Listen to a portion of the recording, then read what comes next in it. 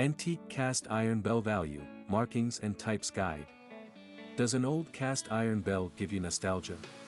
People used bells to mark the passage of time long before the cell phones. They also used bells to signify specific events and religious celebrations. Thus, antique bells are an essential part of many cultures. The European heritage showcases a range of bells used in various places.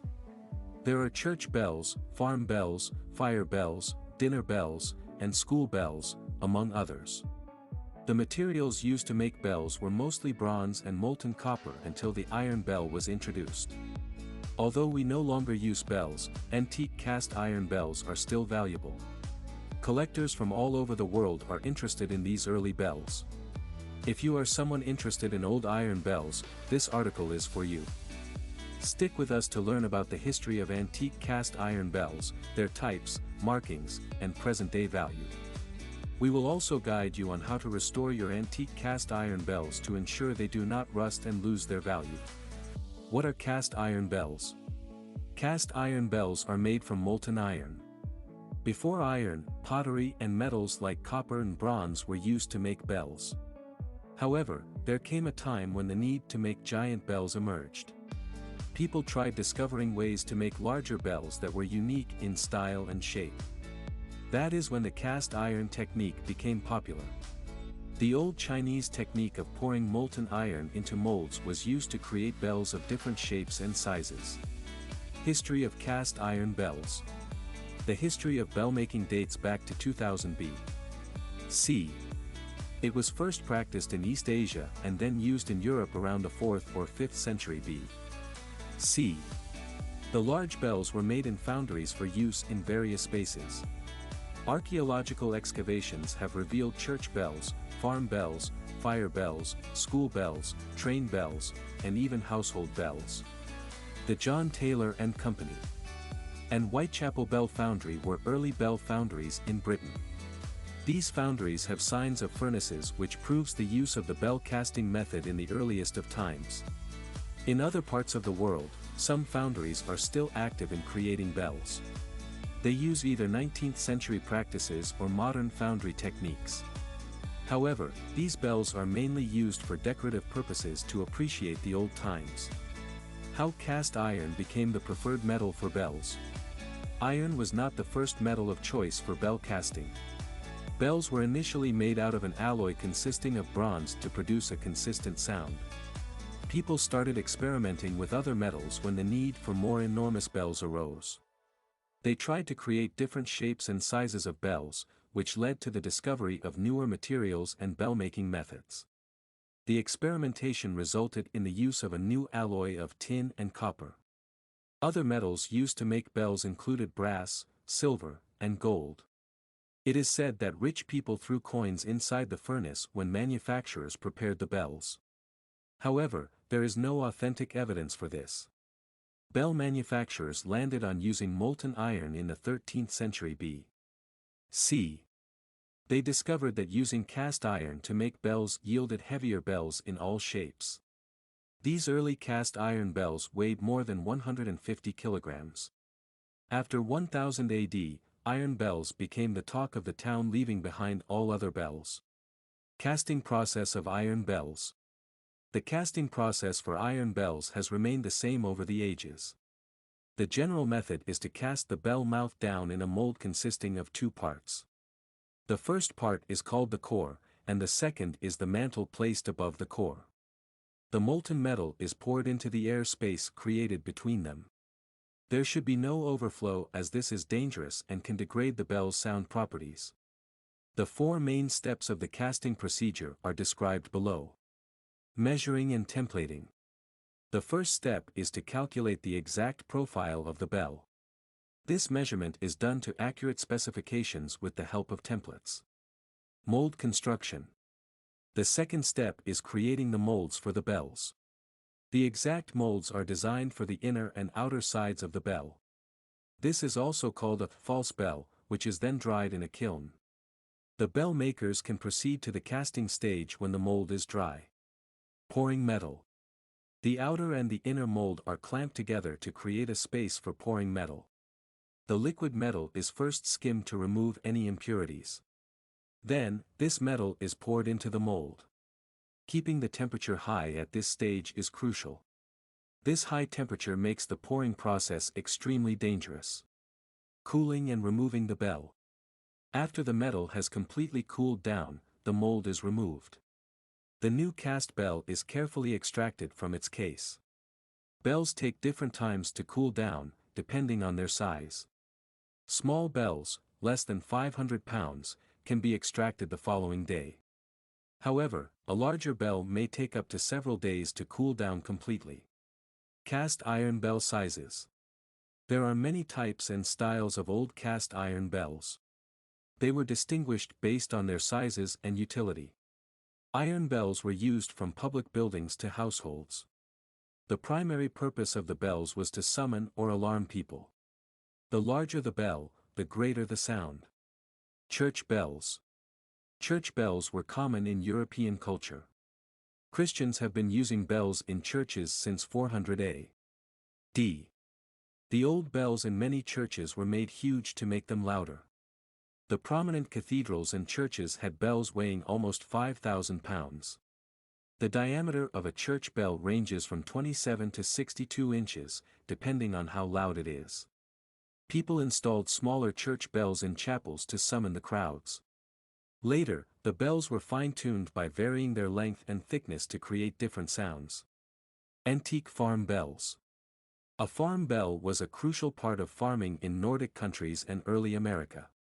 Farm bells became popular sometime in the 1800s when they were widely adopted in the U.S. Their primary purpose was to summon the farmers working on the fields. The bell ringing indicated that it was time to put the tools down and go for lunch or dinner. You can distinguish an antique farm bell from its counterparts by its dimensions. The typical farm bell was small in size and diameter. Generally, farm bells weigh between 25 and 100 pounds and have a diameter of 10 to 20 inches. The manufacturers kept the farm bell, also known as a dinner bell, smaller than other bells. This design made sense as their sole purpose was to call people from the farmland. Also, the smaller size of bells made them easy to transport. School bells. Most school bells were larger than farm bells but smaller than church bells. The usual weight of the school bell was between 165 to 1,275 pounds. The diameter of the school bells was between 20 and 28 inches. These bells were usually placed in the attic and had a solid frame. There was a need to differentiate between the sound of a church bell and the school bell. Therefore, school bells had a sharper, deeper sound due to their thickness and smaller size. Train bells. Train drivers used train bells to alert people who were on the tracks. Most train bells had a diameter of 11 to 17 inches and were smaller than other iron bells. They also had markers on their surface to connect them with a particular train. Similarly, passenger ships, boats, and warships usually had bells on the upper deck. The sailors used these bells to mark time on the ship or boat. Bells were also essential to indicate heavy fog for the safety of the passengers. Steam locomotive bells. Bells were standard equipment on steam locomotives in North America from around 1840 onward. Their purpose was to make noise, alerting people and animals of an oncoming train. Steam locomotive bells were usually made of cast bronze or brass. They were typically between 11 and 17 inches in diameter, measured at the widest part. They could weigh hundreds of pounds. When a steam locomotive was scrapped, the locomotive bell was often one of the few items saved from the torch. Value of antique cast iron bell. As the need for old cast iron bells has diminished, they have become antique and valuable. The design, bell metal, and quality of ancient times are unbeatable in today's age. Therefore, these bells are worth more than you think. The value of iron cast bells is that new sellers cannot remake them like before. These pieces are unique in their production, and people treat them as collectibles. If you also admire the old iron bells, you can determine their worth based on several factors. The value of the iron bell varies depending on its weight, size, material, and utility. You can find them in antique stores, online websites, and flea markets. However, you must know the worth of what you are purchasing.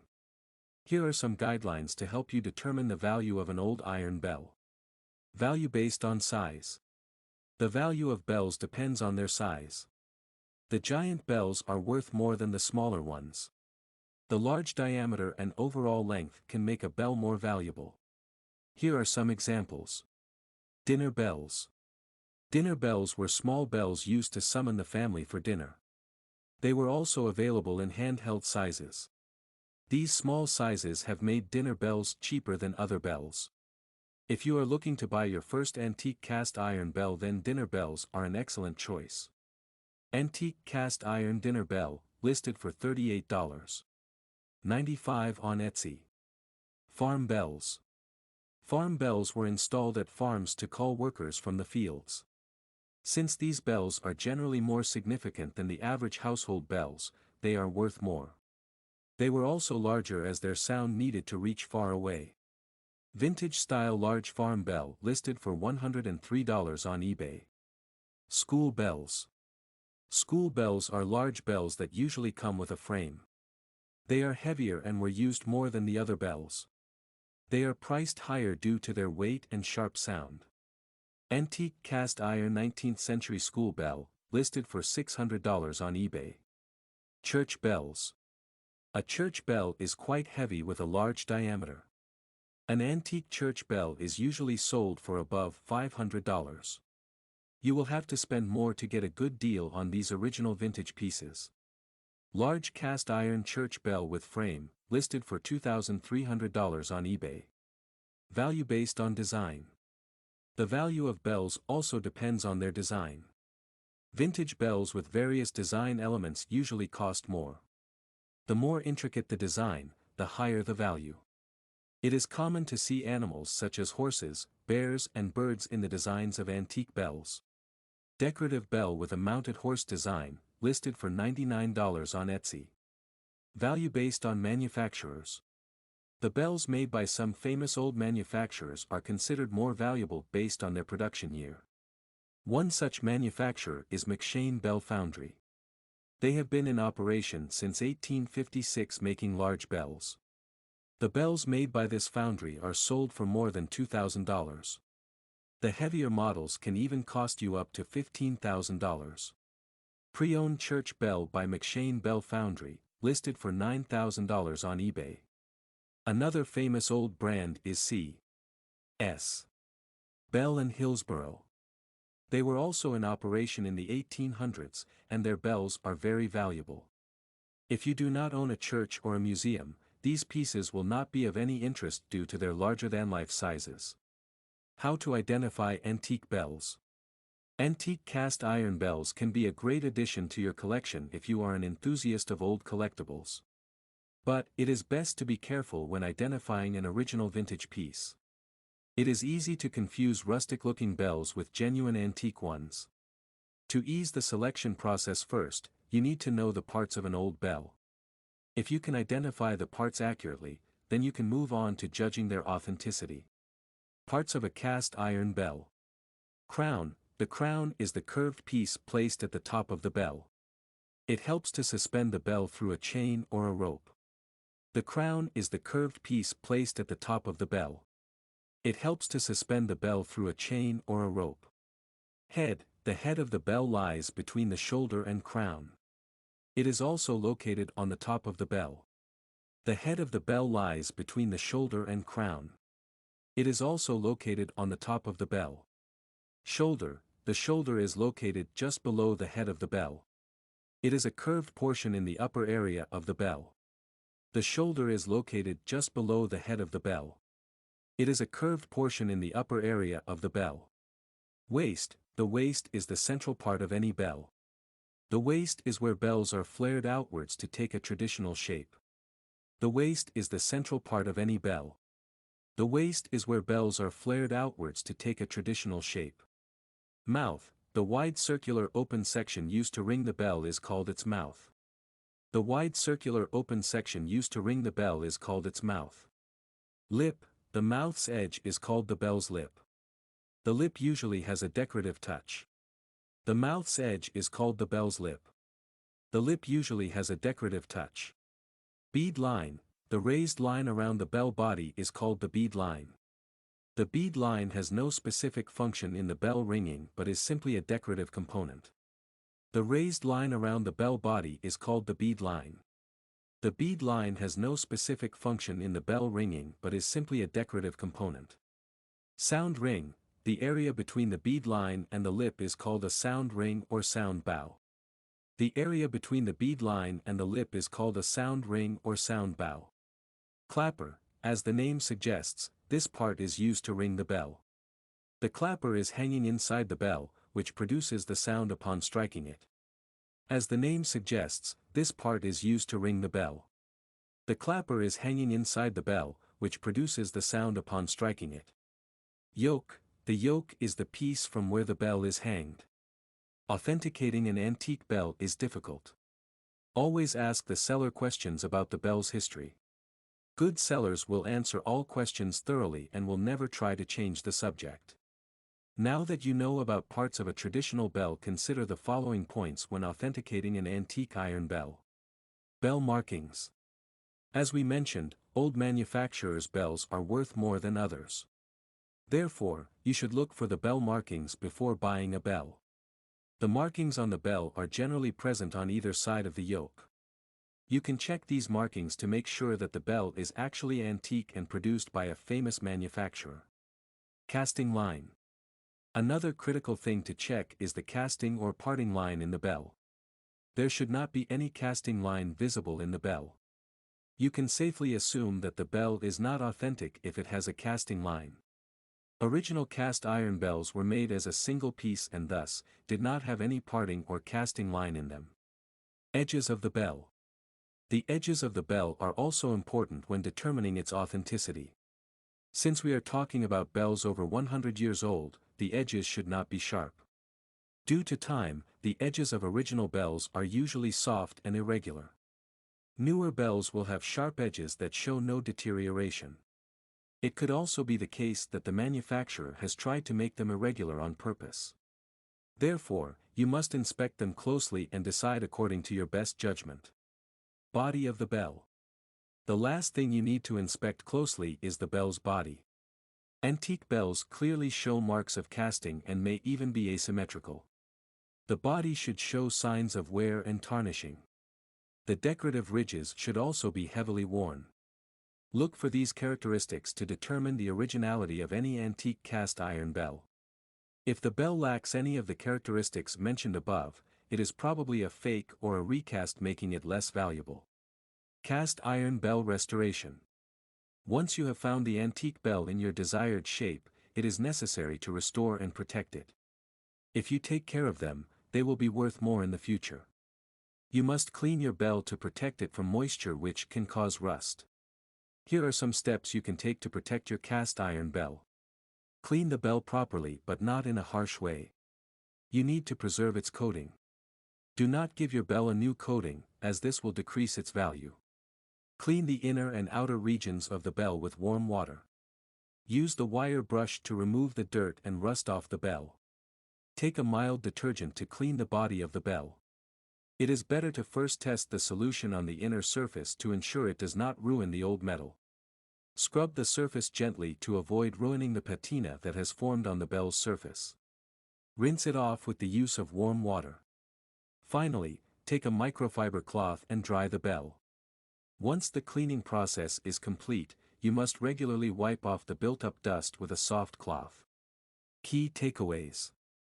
Thank you for reading our guide on antique cast iron bells. We hope it has provided you with valuable information and you were able to learn something new. For your convenience, we have summarized some key points for you. Size, design, and brand. The value of an old cast iron bell depends on several factors, including the size, design, and brand. Generally, a larger size with more diameter is priced higher. Similarly, designer pieces are worth more than others. Antique pieces from old manufacturers like the McShane Bell Foundry are also expensive. Do not fall for replicas. Check the bell markings, casting line, edges, and body to ensure that the bell is an original cast iron and not some modern replica. The bell markings should be on the yoke. There should be no trace of a casting line. The edges and the body of the bell should indicate wear and tarnishing. Asymmetrical qualities are also a good sign as the casting process was done by hand. If you have any questions, feel free to ask in the comments below. Do let us know which bell style is your favorite and have a great day.